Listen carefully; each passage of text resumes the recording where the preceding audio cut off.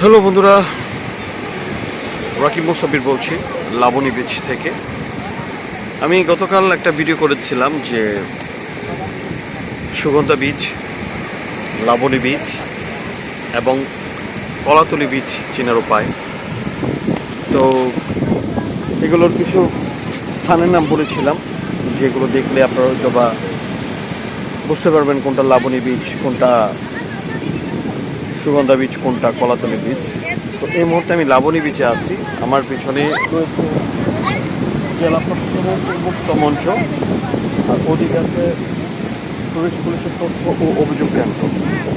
যখন এই জিনিসগুলো দেখতে পাবেন তখন মনে করবেন যে আপনি লাবণী বিচে আছেন। আর সুগন্ধা বিচে বিষয়টা বলেছি এর আগের ভিডিওতে। আর কলাতলি বিচে এখনও যাওয়া হয় নাই।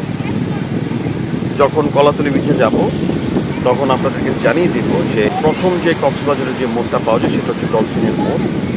তো ওই ডলফিনের মোড়টার সোজাসুজি একেবারে মোড়ের সোজাসুজি একেবারে হচ্ছে পাওয়া যায় হচ্ছে কলাতলি বিচ। অর্থাৎ ডলফিন মোড়ের সোজাসুজি যখন আপনি যাবেন তখন যে বিচটা দেখা যায় ওইটা হচ্ছে কলাতলি বিচ। তো এই মুহূর্তে আমি আছি লাবণী বিচে।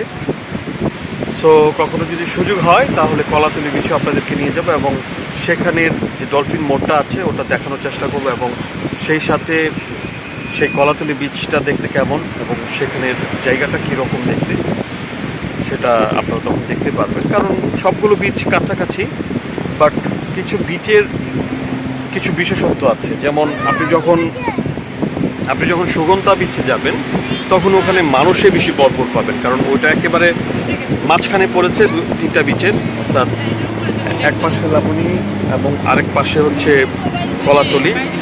তো সুগন্ধাটা মাঝখানে পড়ায় এবং এটা মূল সেন্টার বলা যায়, এটা মূল সেন্টার একটা বিচ সুগন্ধা বিচ, ফলে ওখানে মানুষজনের সংখ্যাটা বেশি থাকে।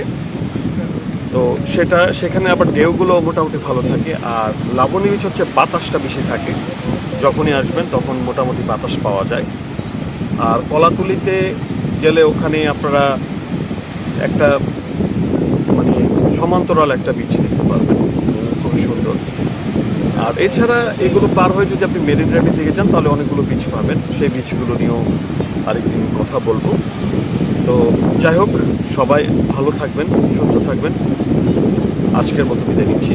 আল্লাহ হাফিজ।